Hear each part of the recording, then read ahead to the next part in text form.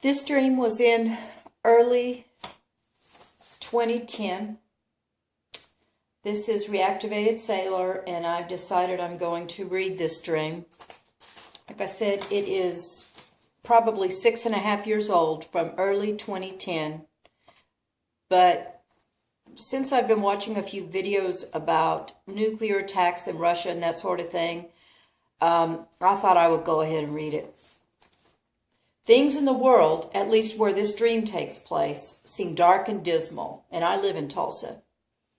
Seems the group of us, I used to go to a TV, kind of a TV ministry thing. Well, no, I'm just going to start that.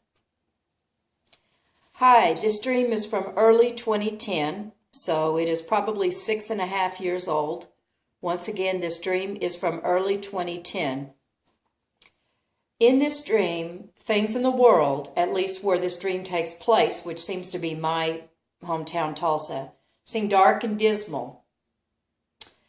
What is interesting is I was raised Catholic. I'm not Catholic now, but I was raised Catholic, and I went to a Catholic school called St. Pius when I was growing up. In this dream, we are in the chapel.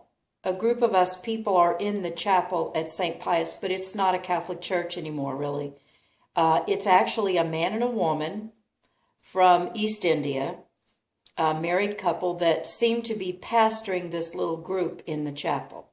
And it's my first time in there. There are worship songs and a couple of secular ones. This is not church as usual. Not normal times, but ones of hardship, it seems. Life as we know it has been changed. The pastor mentions that he and his wife made a pot of soup at home. And I put in parentheses, and when I refer to parentheses as I'm sharing with you, these are things that when I wrote the dream down, the interpretation came. The interpretation of that was scarcity of food, because it was really a big deal that him and his wife had a pot of soup at home. They had made a pot of soup at home. He recommends using bleach on the scalp, and I put in parentheses disease, lice. I tell the blonde guy next to me to dilute the bleach. I say to him, I wonder what people will do when it gets cold. Parentheses, no heating. People have this dried, bagged food, almost like freeze-dried, and are eating it in the chapel. Parentheses, no fresh food, no crops, famine, or food supply minimal. I have some peanut butter crackers, which are apparently a real treat. I see what looks like a clear bag of dried French fries on the pew in front of me. It is as if you could buy them processed that way. I think I try one, not a lot of taste. When the offering is taken, people put in some of their dried food. Parentheses, regular money of no value anymore. It would seem that way. It would seem that food was a precious commodity. I put in what is left of the package of peanut butter crackers into the offering, but the man taking the offering says he can't take them because they are opened. People's skin in the world has begun to turn yellow or other colors. I can't remember. Parentheses, nuclear or germ warfare or something. No one in the church has discolored skin. All of our skin is okay. The blonde guy sitting next to me mentions that people's teeth are turning black. Some little boys bring in a little girl's tonsils they have just pulled out and say they smell really bad. She is outside rinsing her mouth. Parentheses, no health care? I try to focus on scriptures as I sit in the chapel, but I'm very antsy. The pastor is teaching, saying that our resurrected bodies will be 33, Jesus' age, not all different ages. I tell the blonde guy that the saints will be raptured and then the tribulation, and we will be given glorified bodies. I try to tell him it's not going to be in a large span of time. meaning it will happen sooner than you think. The saints will return with Jesus. The pastor wants us to travel to a part of town where there is going to be a Muslim crucifixion, the first one apparently. Things are changing, the pastor says. He wants us to see what a crucifixion is like. This person was a thief and an extortioner. I ride to the crucifixion with the blonde guy in an older sedan. It was sort of off-white in color. We pass what is ORU, which is Oral Roberts University here in Tulsa, kind of on the west side of Tulsa. It looks different, but it is the brightest thing in town, since most is dismal. I tell the guy that I go to a certain person's prophets meetings and that I have a prophetic call on my life. Now, this was back in 2010 when I used to attend those meetings.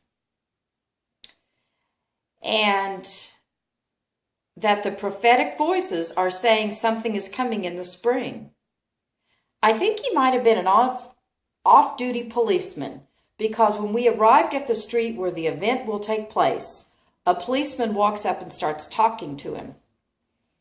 I see that the license plate has fallen off of the back of the blonde guy's car, and I bring it around to him.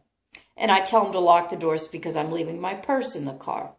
Now, interesting, we're in a car. Maybe he's a policeman, but it's not obvious. It's not a marked car. Maybe that means police will not be operating in their regular roles or won't be able to. I don't know. It is dark outside, and this is a small town sort of street with small businesses all closed for the day. So this didn't look so familiar to me. I assume they're not closed permanently. I sit down on the sidewalk. I see a pretty young Muslim girl sitting froggy style on the ground, wearing a pretty dress and jewelry, and is cooking all sorts of food over a fire on the ground. I wonder if her husband beats her and if that's okay with her. The thief, now this is the Muslim crucifixion scene. The thief's mother comes to stand. She is proud, thinking her money and influence will get her son off the hook. Her prayer, it's like subtitled, before the verdict was, "Save my 4 other sons." I felt it was like this son was disposable at this point, since she had 4 sons left. Verdict is guilty. They do some preparations. The one to be executed is a lighter-skinned, good-looking Arab Muslim, maybe in his 20s. He's well-dressed. The cross is not that tall. There is no blood or gore. I can't watch as his body falls under the nails, but I hear the cry of anguish, then it is over quickly. The 4 men who did the crucifixion had black hoods on their heads and a long, possibly sharp staff in their hands. They look at each other soberly and shake hands, kind of like another day's work is done. No blood or anything on the still-clothed body, no sign of crucifixion.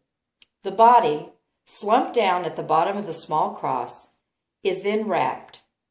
A procession leaves in some sort of vehicle like a wagon with the mom aboard. It was going to be televised later. It seems it was the first crucifixion or punishment of its kind in modern times. After crucifixion, I comment that Jesus took a long time to die, yet this death was quick. So there you go. That was a dream I had early 2010, and I felt like I would put it up in the wake of people talking about the possible Russian situation or the nuclear situation or just whatever's going to come down on our country. And that is all. If you'd like to comment, feel free to. And that is all.